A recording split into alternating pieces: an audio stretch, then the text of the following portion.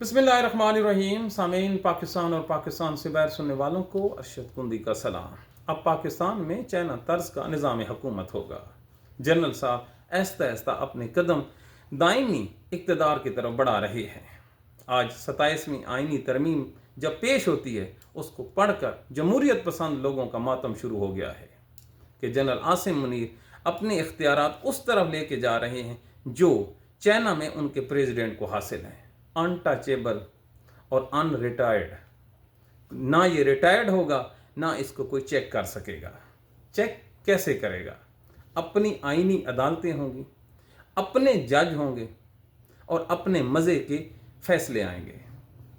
नीचे जो लोग इसको चेक करेंगे, तो अदालतें जो पहले अनकंट्रोल थी थोड़ी बहुत नीचे की हद तक, याद रखिए पाकिस्तान के सारे जज नहीं झुके बिके, बल्कि अभी भी कई ऐसे सर फिरे जज लोअर जुडिशरी से लेकर अपर जुडिशरी तक मौजूद हैं जो जनरल साहब के सामने आंखों से आंखें मिलाती हैं।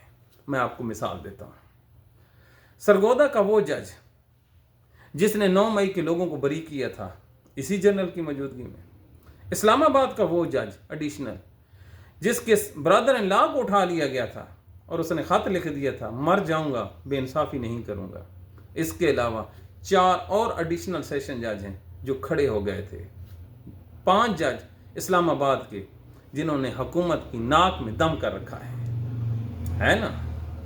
इस आर्मी चीफ को चैलेंज करने वाले इन सब का अब उन्होंने बंदोबस्त कर लिया है।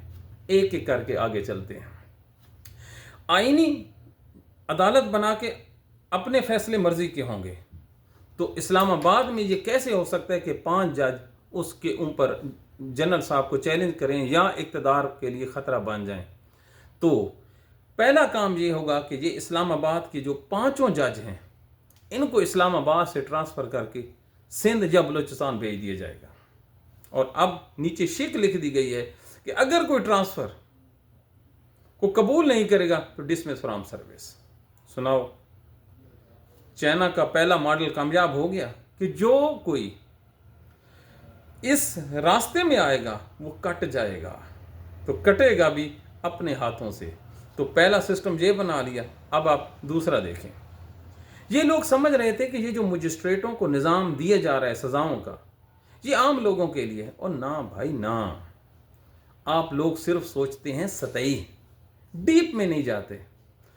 अब जो मजिस्ट्रेट थे नीचे, किसके नीचे फंक्शन करेंगे? जनरल साहब के नीचे। इक़्तिदार इनका होगा।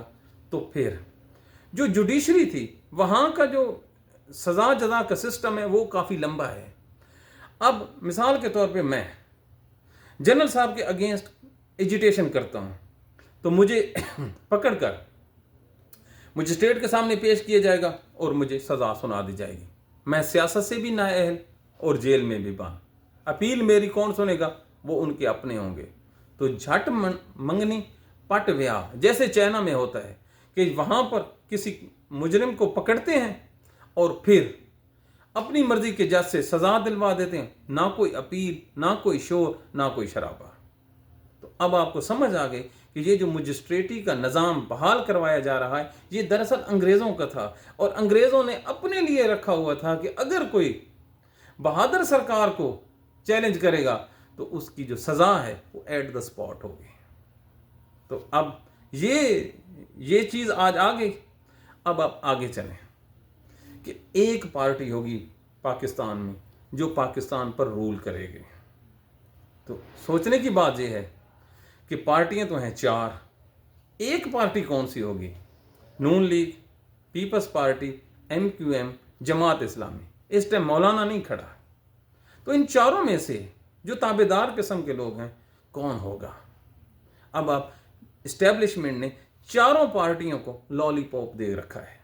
ज़रा देखिए और इन सियासतदानों की आप ज़हनियत चेक करें कि जो चीज़ हमें समझ आ रही है, इनको समझ नहीं आ रही कि इनको कैसे बेवकूफ़ बनाया जा रहा है। ओए बुद्धू लोगों, इतना तो समझो।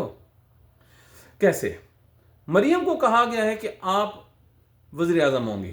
कैसा लॉलीपॉप है? फिट कि आप हमारे हर इकदाम करती हैं और आप में फौजियों जैसी सोचने की सलाहियत है। ये जो सानिया मुरीद के हुआ है, इसमें जो गर्दनें कटी हैं, ये हुआ ना कि ये इंतहाई सख्त है। रात को परिंदे जो गिरा दिए हैं, भाई देखती कुछ नहीं है मरियम, आती है फाश, परिंदे इन्होंने ज़बह कर दिए बिल्डिंग के नीचे गिरा कर। जो इंसानों पे रहम नहीं करता, उसने परिंदों पे क्या खाक रहम करना है। सोचने वाले और लिखने वालों का भी अल्लाह ताला मालिक है। दूसरा, पीपल्स पार्टी को इन्होंने ये लॉलीपॉप दे रखा है कि बिलावल नेक्स्ट वज़ीर आज़म, 2 वज़ीर आज़म के उम्मीदवार, कुर्सी एक, दोनों को बेवकूफ़ बना रखा है। सिंध हुकूमत, वज़ीर आज़म, गिलगित और कश्मीर, क्या लॉलीपॉप दिया है। जनरल साहब की अपना मुल्क है, जिसको जितना दे दें। अच्छा, अब तीसरी आ जाती है जमात, कौन सी जी? जमात इस्लामी। इनको कहा गया है कि आपकी जो रेपुटेशन है वो बड़ी ज़बरदस्त है, आप दीनदार हैं, नेक हैं, लाइक हैं, और आप इस्टेब्लिशमेंट की इमाम पे चलते हैं, लिहाजा हम नून लीग को भी फारिग कर देंगे, पीपल्स पार्टी को भी फारिग कर देंगे, और आपको हम रखेंगे अपने साथ, और वो जो जर्नल की एक पार्टी होगी वो जमात इस्लामी होगी। इसका सबूत हम आपको देते हैं। सबूत हाजिर है सेनेटर मोहम्मद मुश्ताक की सूरत में। मुश्ताक साहब ने कल एक इंटरव्यू दिया है, उसने कहा, मुझे हाफिज़ नईम उर रहमान ने कहा कि ये जो आप सेफ फ़लस्तीन की तहरीक चला रहे हैं, इसको ख़त्म करें। पाकिस्तानियों, क्या जमात इस्लामी कि आपने मुनाफ़क़त चेक की है? ये मुनाफ़क़त से भी बड़ा दर्जा है कि एक तरफ अवाम में अपनी जो हैसियत है कायम रखने के लिए फ़लस्तीन के झंडे उठाकर बड़े बड़े जलसे कर रहे हैं, और दूसरी तरफ जो फिज़िकली काम हो रहा है उसको कह रहे हैं कि बंद कर दे। क्यों? वो फिज़िकल है, उसमें सीरियसपन है, तो उससे पिंडी नाराज़ हो रहा है, लिहाजा पिंडी को नाराज़ नहीं करना, इसको बंद कर दो। एक और फरमाइश हुई कि इसने मारंग बलोच और मंजूर पश्तीन के जलसों में नहीं जाना। तो ये ऊपर से क्या कहते हैं, हम बलोचों के साथ हैं, हम पठानों के साथ हैं, और अंदर किसके साथ दिल धड़कता है? हाय, आपने कभी वो तारीफ नहीं पढ़ी कि दिल इमाम हुसैन के साथ धड़कता है, और जो फिजिकल हाथ हैं वो किसके साथ? उधर दूसरी साइड पे। इस प्रोग्राम में नाम लें तो फिर कंट्रोवर्सी डेवलप हो जाती है, लिहाजा इशारा का नाम है।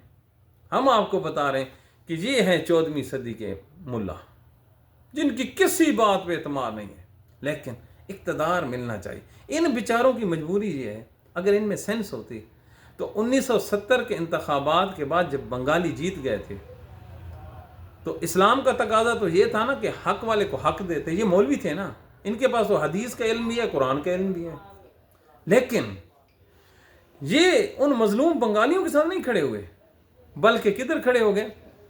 फौज के साथ। महज इसलिए कि ये बंगाली मर जाएंगे, बांग्लादेश पीछे अकेला रह जाएगा, तो हम वहाँ के किंग बन जाएंगे। हाय, ये किंग बनते बनते इन्होंने ढाका आज़ाद मुल्क बना दिया, बांग्लादेश हमसे चला गया। लेकिन ये लोग इंसाफ नहीं, और ये सीख के आए हैं कि अगर ये लोग अपने हक पे चलते तो हो सकता है किसी रोज़ इनको हुकूमत ही मिल जाती, लेकिन इतना इंतज़ार नहीं होता इन मौलवियों से। ये कहते हैं आए हलवा, करे कोई मेहनत कोई करे, और खाएं क्या? हम खुद। तो ये जो इस्टेब्लिशमेंट की पॉलिसी है कि इन्होंने सियासी पार्टियों को लॉलीपॉप दे रखा है कि आप हमारी वन पार्टी होंगे। अब आपने ये नुक्ता ज़हन में रखा, तो हम आपको खबर देते हैं कि ये जो तीनों पार्टियां हैं, इन तीनों में से किसी को भी जनरल सर अपने साथ नहीं मिलाएगा। जाइए। क्यों?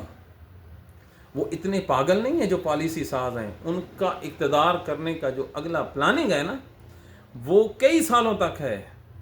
तो फिर अगर वो नून लीग को अपने साथ रखेगा तो तहरीक इंसाफ भी नाराज़, पीपल्स पार्टी भी नाराज़, हमें क्यों निकाला। पीपल्स पार्टी को रखता है तो नून लीग नाराज़, सारे नाराज़। जमात को रखता है तो ये तो हैं ही मुनाफिक। तो फिर क्या کیا سسٹم رکھیں گے؟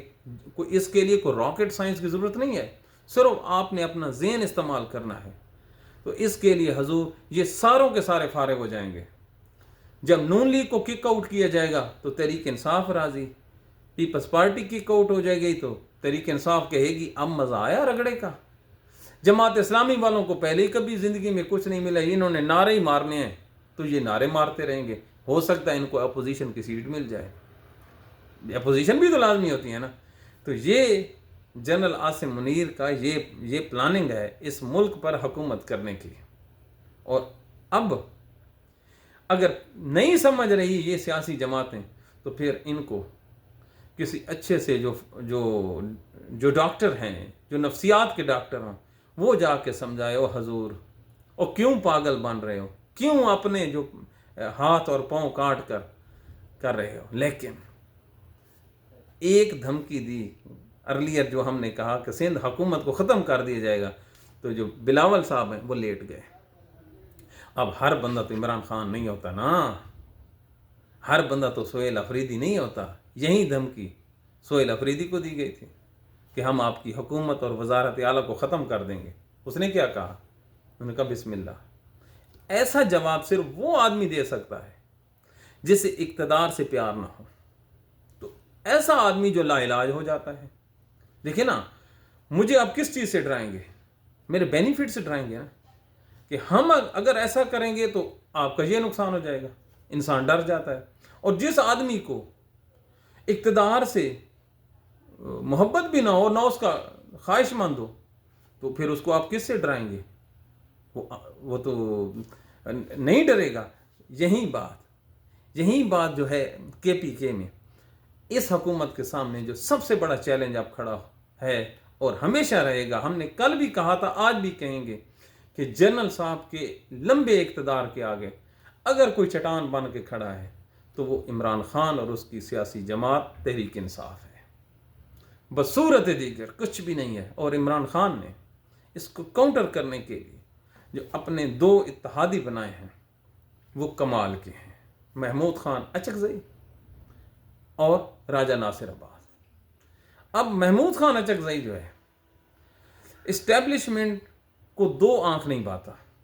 اس نے جو پرسوں انٹرویو دیا ہے غیر ملکی میڈیا کو، اس نے لاجک کے ساتھ بات کی ہے۔ کوئی کیا سوچ سکتا ہے کہ اسلام آباد میں بیٹھ کر اتنے سخت؟ اسی وجہ سے دیکھیے کتنا کمزور اقتدار پہ کھڑی ہے یہ حکومت ابھی، کیونکہ انہوں نے اپنے پاؤں مضبوط نہیں کیے کہ دنیا کا واحد نظام ہے جو آگے تو بڑھ رہا ہے، لیکن اپوزیشن کی دونوں سیٹیں انہوں نے خالی رکھی ہوئی کہ کوئی تگڑا آدمی آ کر ان کو چیلنج نہ کر دے۔ تو اب آپ نے یہ نقطہ جب سمجھ لیا کہ اپوزیشن کا مقرر نہ کرنا جنرل عاصم منیر اور موجودہ اسٹیبلشمنٹ کی سب سے بڑی ناکامی ہے، یہ خوف ہے کہ اگر ہم نے اتنا تگڑا اپوزیشن لیڈر مقرر کر دیا تو کہیں بازی الٹائی نہ دے۔ بازی کیسے الٹتی ہے؟ اللہ تعالیٰ قرآن میں ارشاد فرماتا ہے کہ میں دلوں کے جو حالت ہے میں ان کو بدل دیتا ہوں۔ وہ دل کیسے بدلتے ہیں؟ زبان سے، تقریر سے، عمل سے۔ کہ جب ایک دلیر آدمی کوئی حرکت کرتا ہے تو جو سینکڑوں نیچے چھوٹے دل کے بیٹھے ہوتے ہیں وہ بھی اس کے پیچھے کھڑے ہو جاتے ہیں، اس کا بازو بن جاتے ہیں۔ تو یہ جو چیز ہے، یہ چیز ان کو ڈرا رہی ہے کہ آپ نے اپوزیشن کو نہیں تگڑا ہونے دینا۔ تو آخر میں ہم یہ کہیں گے کہ ایک پلاننگ انسان کی ہوتی ہے اور ایک پلاننگ میرے رب کل کائنات کی ہوتی ہے، جو سب سے بڑا پلانر ہے۔ آج سے پہلے بڑے لوگوں نے اقتدار پر لمبا قبضہ کرنے کے لیے بڑی پلاننگ کی ہے، بڑے انہوں نے جتن کیے۔ مغلوں نے بھائیوں کو قتل کروایا، باپ نے بیٹوں کو قتل کروایا، بھانجے قتل ہوئے، کوئی چیز نہیں بچی، ایون کہ اپنی سکی ماؤں کو، بیویوں کو قتل کیا گیا اس اقتدار کے لیے کہ ہائے آنے والے کچھ سال ہمارے اقتدار میں گزریں، لیکن کسی کا اقتدار پکا نہیں رہا۔ کیوں؟ تخت ایک ہی ہے جو اللہ کا ہے. نہیں تو جن لوگوں نے نواسہ رسول کو شہید کیا تھا، نعوذ باللہ، اللہ تعالیٰ ان پہ لعنت کرے. میرے نبی کو خون کے آنسو رلانے والوں کا. انہوں نے کیا کیا تھا کہ ہم اقتدار رہیں گے. تو کتنے مہینے بعد وہ مر گیا. کدھر گیا ان کا اقتدار؟ کوئی ہے نام لینے والا؟ نہ.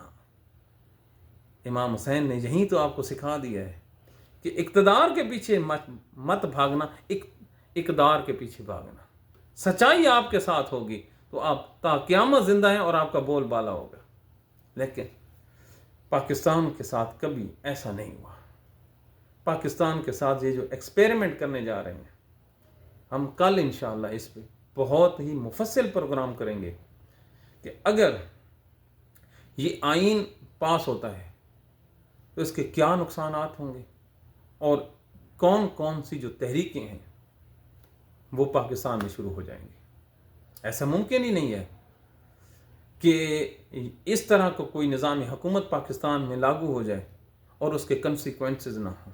تو ایک پوری اسٹڈی لے کے ہم آئیں گے جس میں ہم آپ کو ایک ایک چیز بتائیں گے کہ یہ جو اقتدار کی محبت میں یہ اندھے ہو گئے ہیں، یہ دیوانوں کی طرح حرکتیں کر رہے ہیں، تو اس کے جو کنسیکوینسز ہیں، ہمارا کام ہے ان کو راستہ دکھانا. ہمارا کام ہے اپنی ایک بات کر دینا، بہت معمولی سی آواز ہے، آگے کوئی سننے نہ سنے اس کی مرضی ہے، لیکن ہمارا یہ کام ہے کہ ان کو بتا دینا کہ ان کے ہاربل کنسیکوینسز ہوں گے.